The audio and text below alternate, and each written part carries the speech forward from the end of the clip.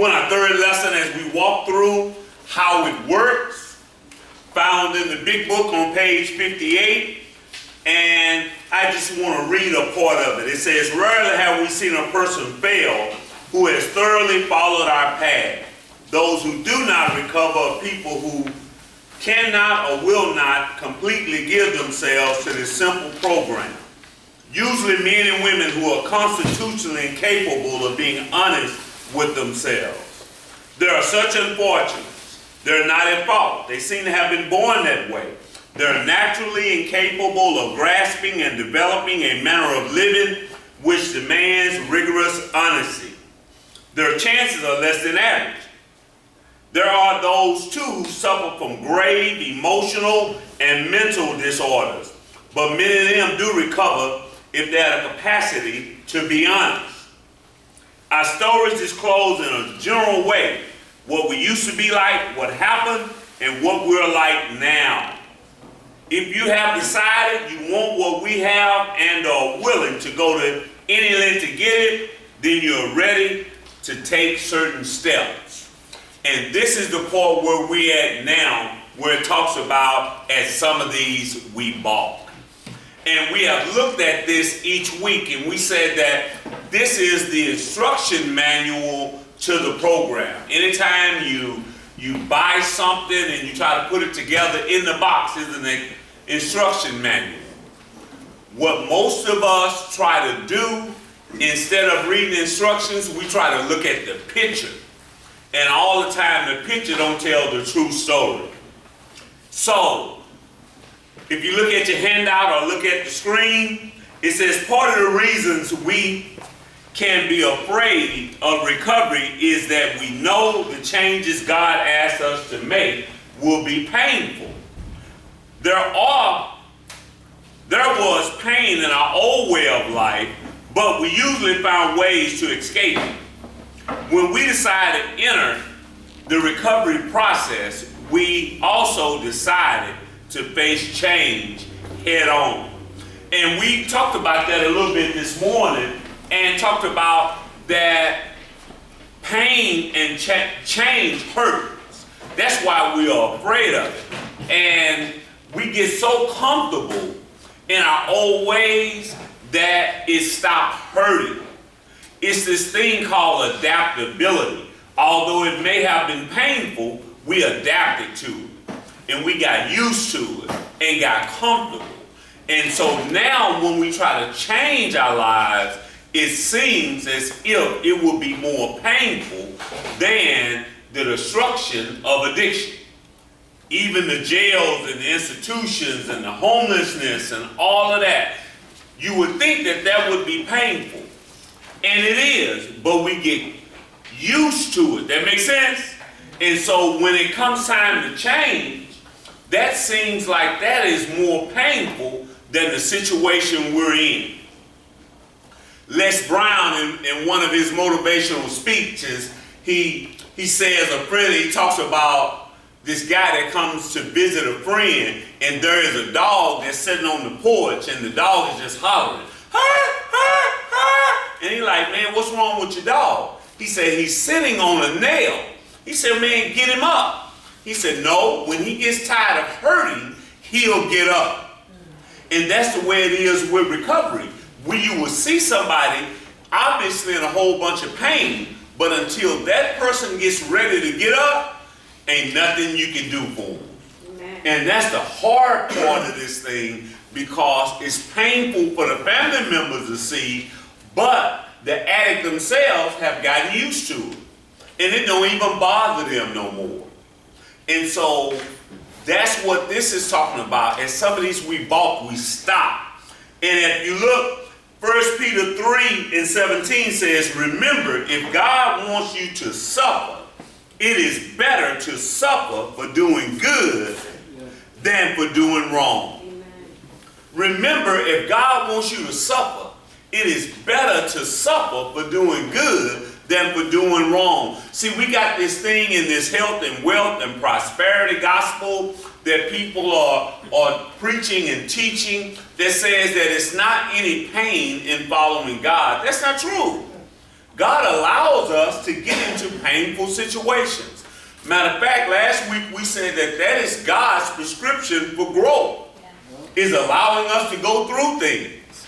And so we got to learn from the mistakes. And sometimes God puts us in it. But I do know this: it is better to suffer for doing good than suffering behind the consequences of doing something wrong. Reverend Shelley, the first director of the program, used to say it like this. He said, either way it goes, you're going to suffer. He said, it's better to suffer and not do than suffer and do. See, it may take some suffering for me not to get high, but it is better for me to suffer and not get high than to go out there and get high and then suffer. That makes sense? Yes. That's what we got to learn.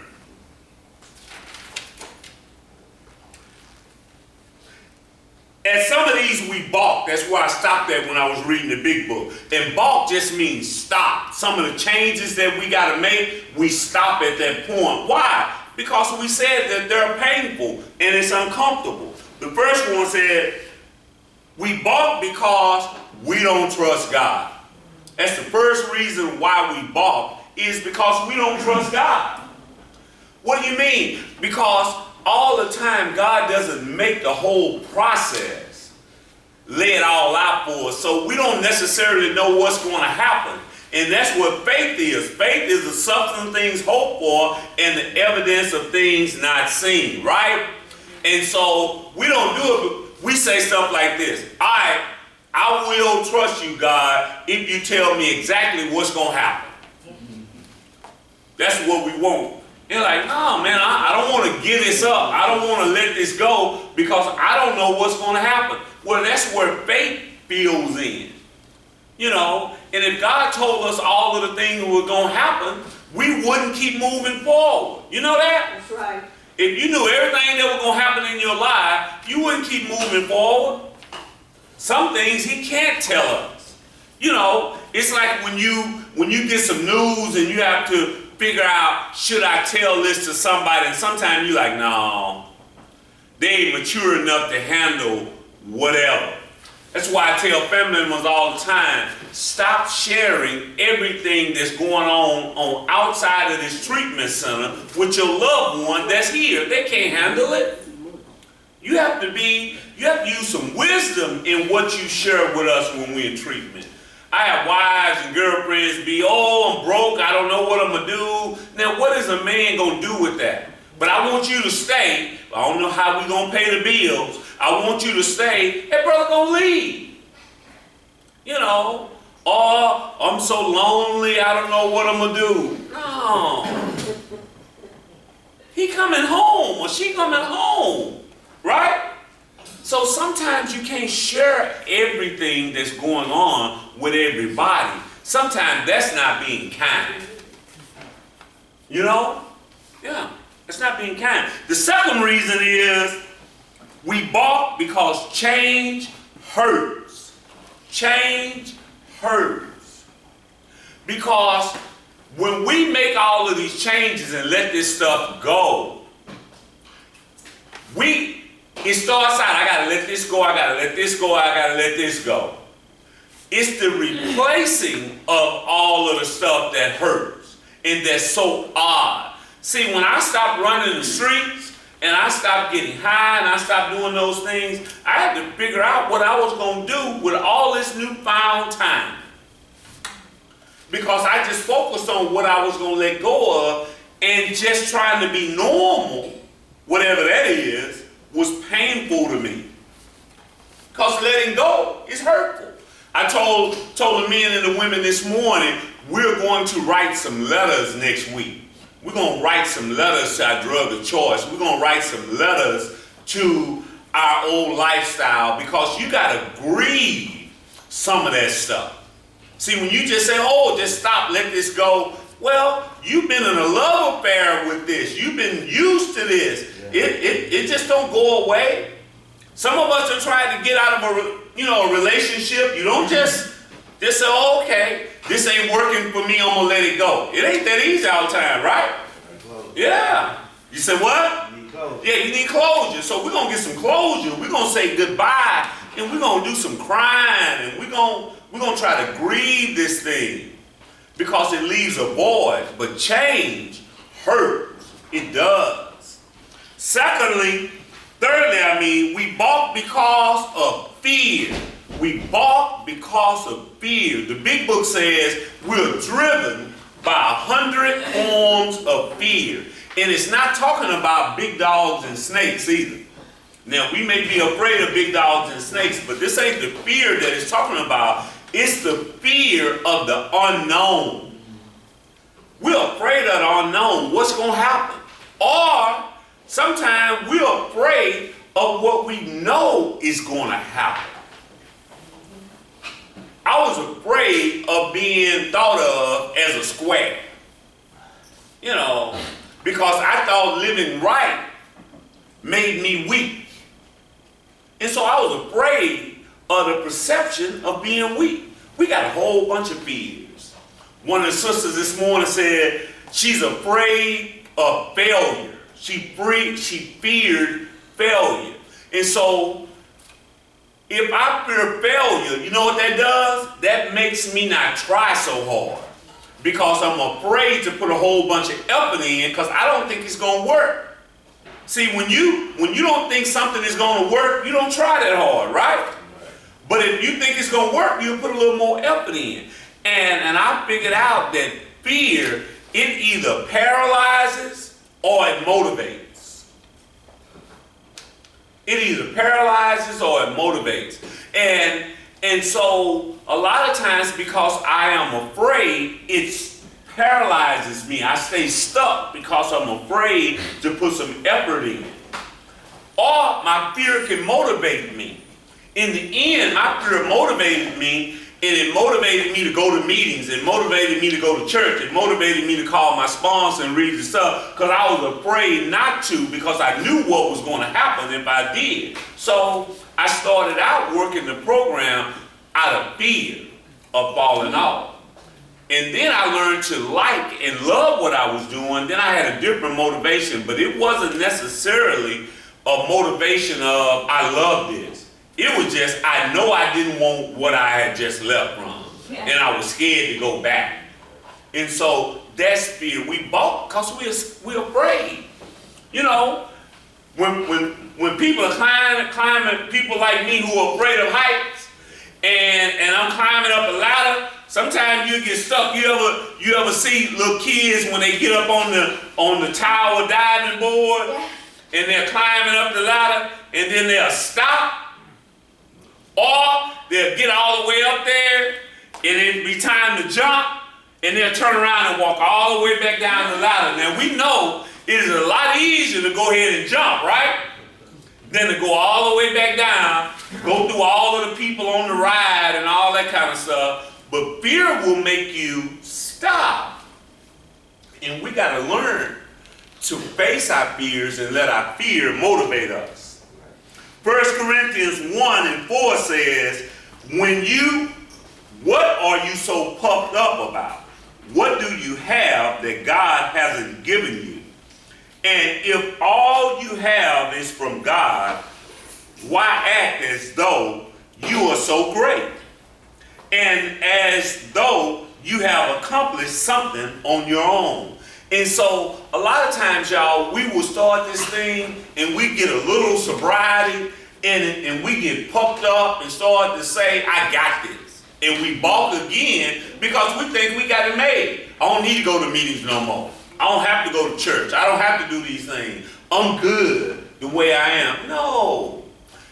We're all clean by grace. I got 24 years clean, but I don't work a program deserving of sobriety. I'm sober by the grace of God. Amen. Yeah. And you will be too. And so that kind of helps us not to get the big head. And see, the big head is when I go to meetings for a little while, I leave the treatment center and I start to say, I don't need to go back down there no more. I don't need to go to meetings. I don't need the fellowship. I don't need to go to church. Yes, you do. Yes, you do. That's some arrogance there. To say, I don't need the fellowship no more because I got 8 months clean.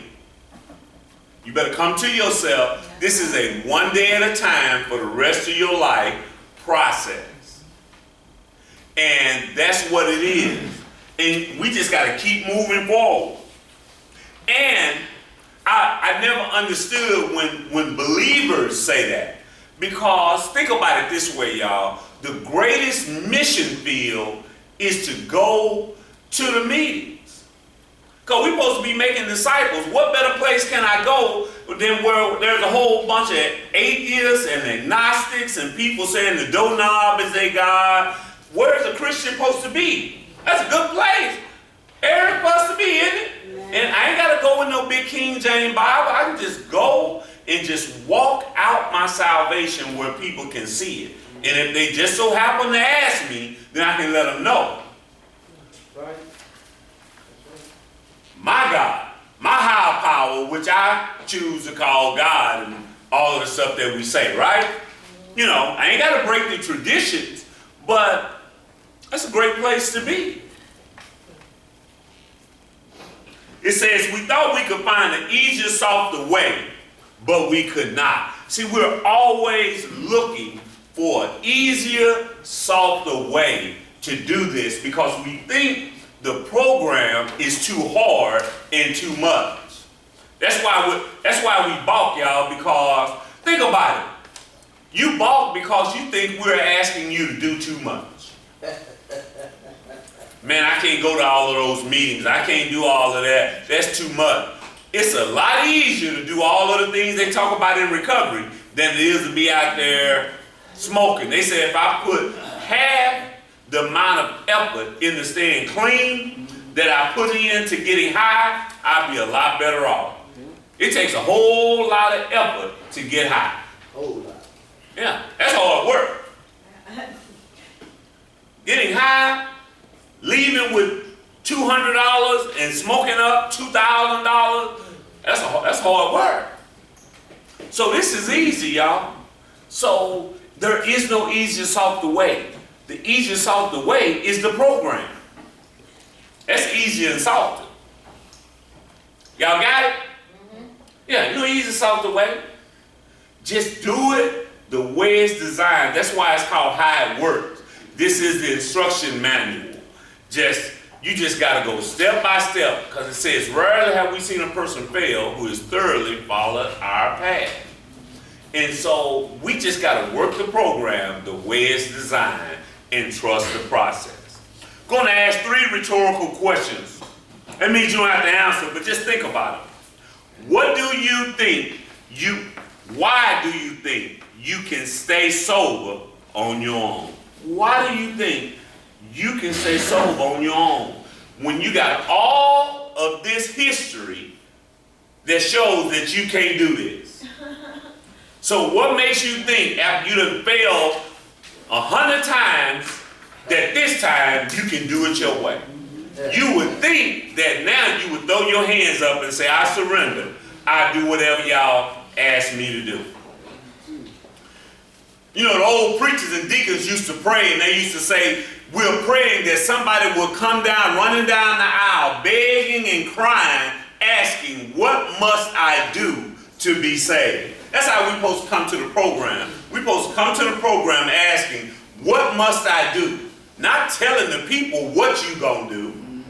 You know, I interviewed a client this week, and he talked the whole time. Every time I would say something, he had all of the answers. I said, man, I don't think this is for you.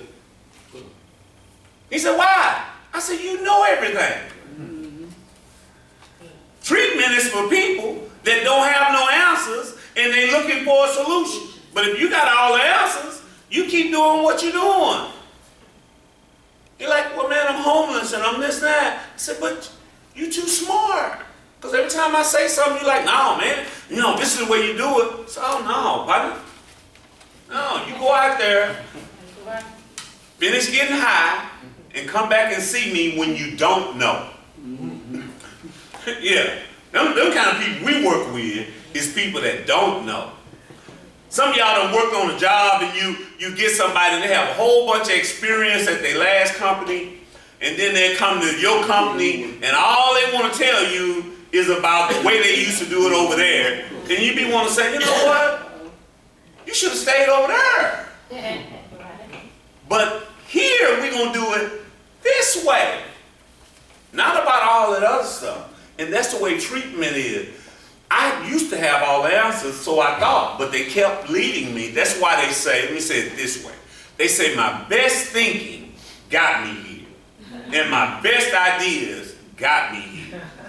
And so what we have to understand is that I don't know nothing when it comes to staying clean. That don't mean that you don't know how to work on a car. You know how to work on a car or whatever your skill set is. You know that.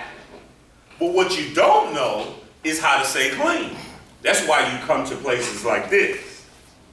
Number 2, what do you have that God hasn't given you? What do you have? See, we got to understand that what we have comes from God because he owns the cattle of 1,000 hills, and Pastor Smith used to say, and the hill that they stand on. And so whatever I have, he gave it to me. Whatever knowledge I have, he gave it to me. And so if I can believe that, then guess what? The things that I need, he'll give them to me in the future. That makes sense? And so we can learn to trust it. Number 3, why are you taking credit for whom, what, and where you are in life?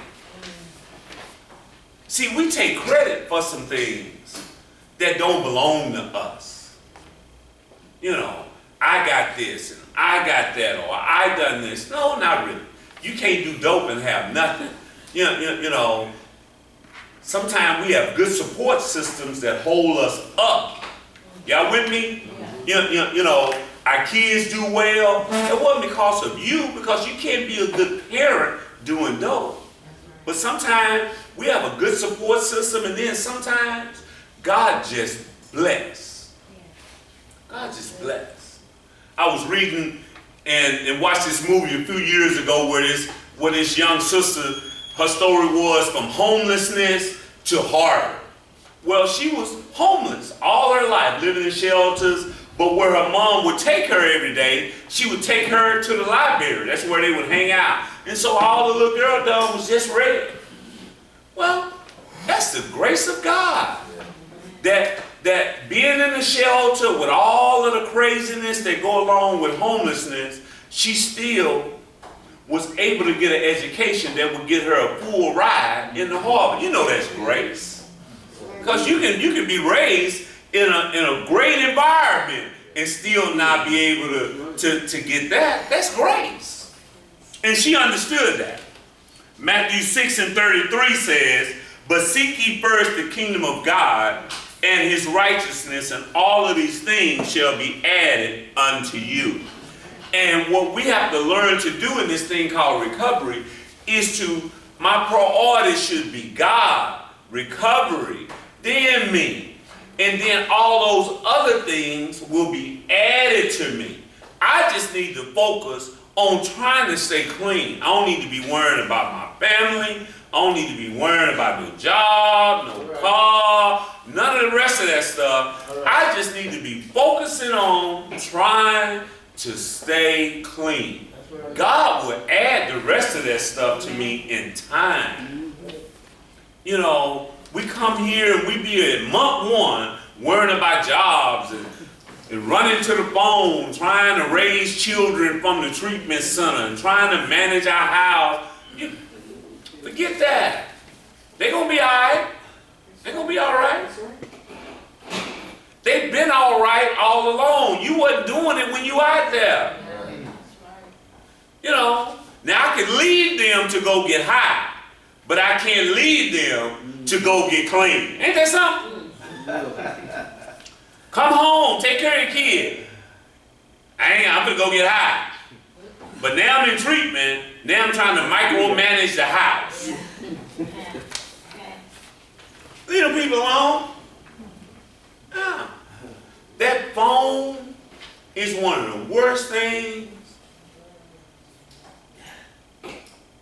That phone in treatment centers get people in trouble because it keeps you connected to the outside.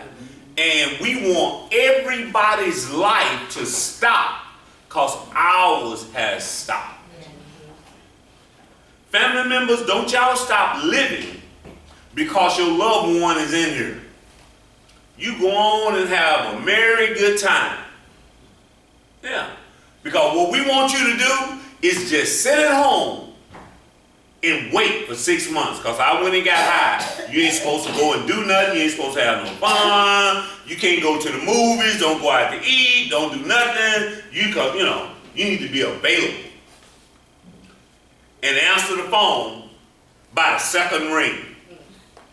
If you get to 3, then that's a problem. What you doing? Where you been? Where you at? Right? Yeah. They're supposed to sit there. Don't y'all just sit there, go and do your thing. You'll be all right. Maybe that'll be some motivation for us. Because if I'm that scared, then maybe I need to get right. Yeah.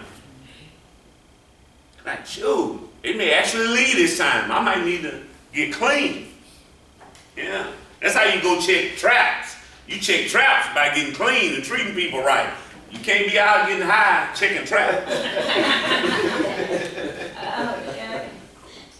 Right? That's right. That's right. Yeah. You want to keep them? Get clean. Yeah. With all the earnestness at our command, we beg of you to be fearless and thorough from the very start. Some of us have tried to hold on to old ideas, and the result was nil until we let go absolutely.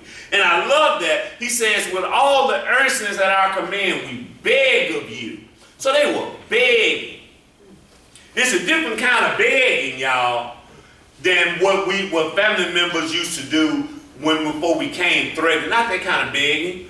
I plead with y'all family members every day.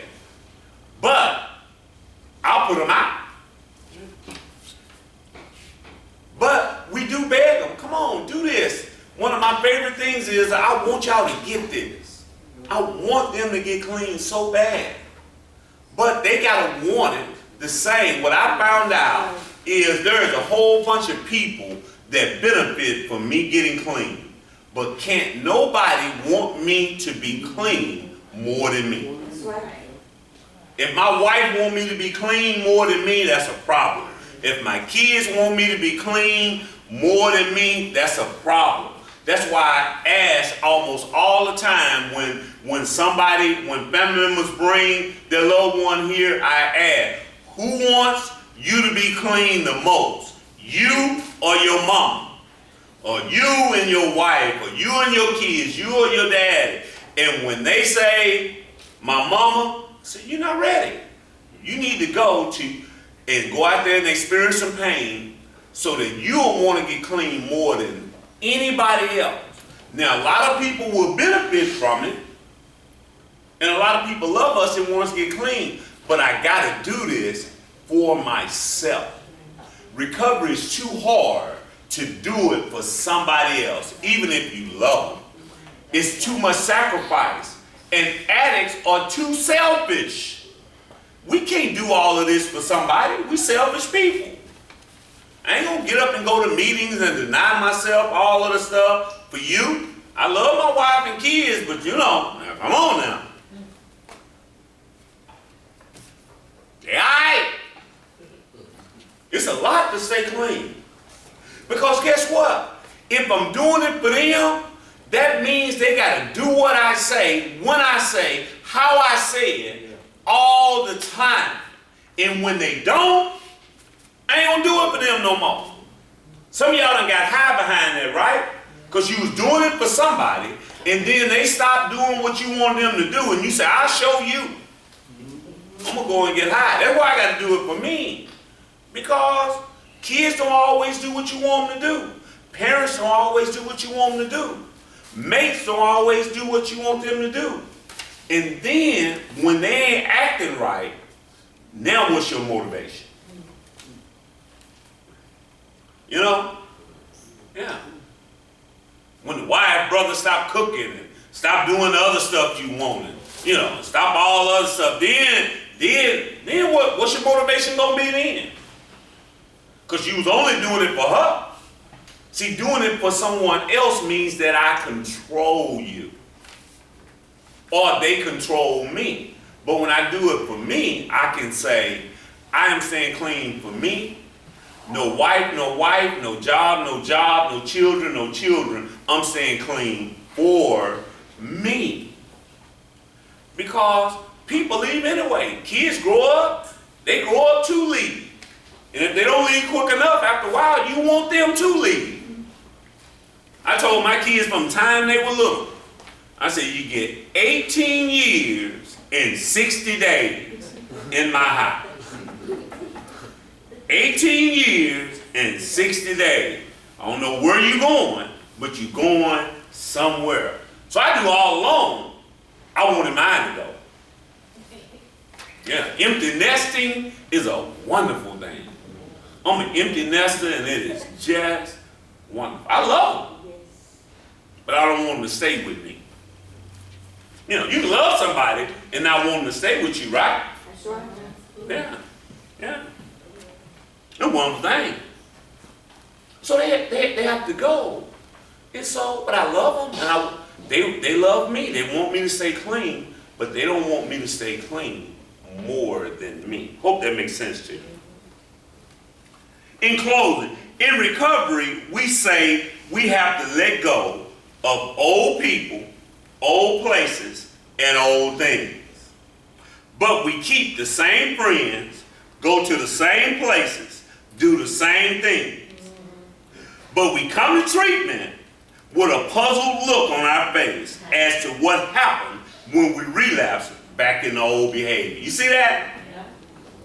Let's flush that out a little bit. It says, in recovery, we say we have to let go of old people, places, and things. Y'all, we have to be specific. I can't say I need to let go of old people. No, I need to put some names on those people.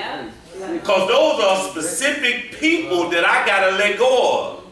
It is specific places that I can't go no more. Just saying, oh, I got to let go of old places. No, what are those places? See, I need to let my family know. I need to let my support system know that, hey, man, I don't need to go over blank. I don't need to be fooling with whoever. Sometimes our family already know. They've been knowing a long time who were places you didn't need to go to and people you didn't need to be around. But I got to accept it. I had to put some names on it. And sometimes the people I had to let go of was the closest people to me. And people I enjoyed their company the most. But I had to let them go for sobriety's sake. And I sure like them places. And still like them. I just don't go to them no more. And some of them things, there are some things that I can't do anymore. One of the brothers was talking about this morning about certain music. See, sometimes some music, that's why we tell them around here we only listen to gospel music or jazz with no words. Because we want them, because some music is a trigger. It may not be a trigger for one person, but it may be a trigger for another one, so we don't have it all blasting in the place. Because it's a trigger. And there are some things. I struggle, shoot. We go to the movies every now and then. We have to be careful what movies we take them to because, when you're in treatment for 6 months and you can't go nowhere, you probably don't need to be going seeing a movie with a whole bunch of sex scenes and a whole bunch of drug use because that's a trigger. Right? So we got to find something so it's some things we can't go and see. One of my favorite movies, and I don't watch it no more, is New Jack City.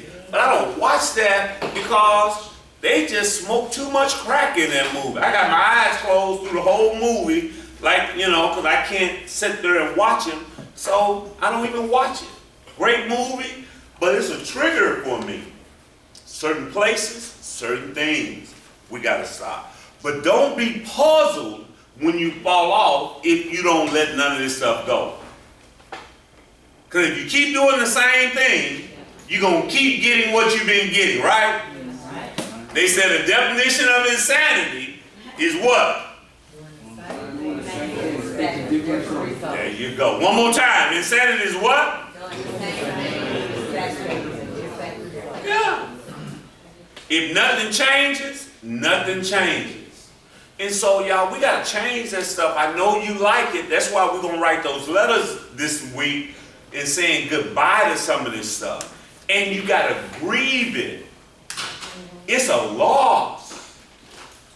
That's why we don't change, is because we don't grieve the loss of that stuff. We say it's not a big deal, but it is, y'all. It was hard for me to let go of some of my friends. And sometimes it was some of my family members. It was hard for me to let go of some of the places because that was all I knew. Then, some of those things. Boredom, and I'm about to close, is a big deal. We talked about that today. See, when I let go of all of that stuff, then I get bored because I've let go of everything and I got to learn how to replace it with things. My favorite promise in the big book is, I comprehend the word serenity and I know peace. I comprehend the word serenity and I know peace. What that mean? The NA text says it like this, that we don't know how to live outside of calamity and chaos. And so I'm really not bored, I'm experiencing peace. But I have never been at peace, so I don't know what it is. And like I said last week, we just got to learn how to go somewhere and sit down somewhere. And do nothing. And learn how to be bored and be all right. Now, for normal people, a day like today with nothing to do is a good day. Normal people look for a day when they ain't got nothing to do. We go crazy because we ain't got nothing to do. We got to learn how to enjoy a day when we ain't just got nothing to do, and just learn how to sit down somewhere and be okay. You're not bored. I don't get bored. That's one of the things the big book said, that's a promise. I can just sit and do nothing, and I have to learn to do some things sometimes because I can get stuck. I can just get stuck. I can just go do nothing. I can remember, oh, well, maybe I may need to take my wife out or something and do something because I can do nothing with the best of them. I don't need no entertainment. I can just sit and do nothing. And I be having fun. Told my wife when we was dating, I said, you know what? I am looking for somebody I can do nothing with and enjoy it. I'm not necessarily looking for somebody that I can have a whole bunch of fun with, because that's easy to find. You know, you can find a whole bunch of entertaining people out there, but you got to kind of like somebody to sit around with them all the time and do nothing. Yeah. So that's what I was looking for, somebody I could do nothing with, because I like to do nothing. And y'all may better learn how to do nothing, because you can't go and entertain yourself all the time. It costs money to be going all the time. And so you got to learn how to have some peace doing nothing. You know, run the streets, get you in trouble. See, I had to learn how to have some money and sit down somewhere. I had to learn how to have a car and let it stay parked in the garage. That's right. You know, and not be like I was when I was a little kid. My mama used to tell me, boy, you get 50 cents and it just burn your pocket. You know, I would be a nervous wreck. You know, I get 50 cents, I'm running back and forth buying moon cookies and windmill cookies and now later. And then when I got broke, I could sit down somewhere. But as long as I had some money, I had to go run up to the candy house and buy something. But when I came here at 28, I was still the same. If I had a car and some money, or just some money, I had to go. Y'all might need to learn how to have a car and some money and sit down somewhere. Ain't nothing wrong with going, but what I've learned is I gotta have a destination and a purpose, or I don't go nowhere. Because riding aimlessly gets me in trouble. All right. That's what I used to love to do. Wash my car and just turn some blocks. Where you going? I don't know. I'm just gonna turn some blocks. I don't know where I'm gonna end up. And that used to be fun. But now, if I ain't got somewhere in mind to go, I go home. And I go exactly where I say I'm going. And back. Not just turning corners. That's why we practice around here going from point A to point B. We gotta learn how to do it. If I say I'm going to my doctor's appointment and coming back, that means I'm going to my doctor's appointment and coming back. That don't mean I'm going to meet my girlfriend downtown for lunch, or I'm gonna run by here because, well, my past, they gonna think I'm gonna be gone for 4 hours, so I'm gonna go to 3 or 4 different places. No. It's called integrity. I need to go exactly where I'm saying I'm gonna go and come back. And practice that, or you're gonna get in trouble. Last one. In the recovery process, we have to let go. Absolutely is what it says. I have to learn to let go. Absolutely. That means completely, y'all. And then you trust the process and trust what God is going to do in your life. But you got to let that stuff go. You got to let them people go. You know, you make it relate to this. You know how you be in a relationship and y'all break up and you say, but you the one in love, and she said we can still be friends, but she gonna still call you sometime and still want to hang out. But you know, she may be able to do that, or he, and you can't do it. Because being around them and hearing from them throw you off. Yeah. Get your feelings all in a whack. So sometimes you just gotta say, you know what, I'm gonna have to delete your number. I'm gonna have to let you go absolutely, because being around you affect me. And that's the way it is with those old people, old places, and old things. You just gotta let that stuff go. Absolutely. And learn how to embrace this new life. It's a lifestyle change, y'all. But we do recover. Amen. People get clean around here.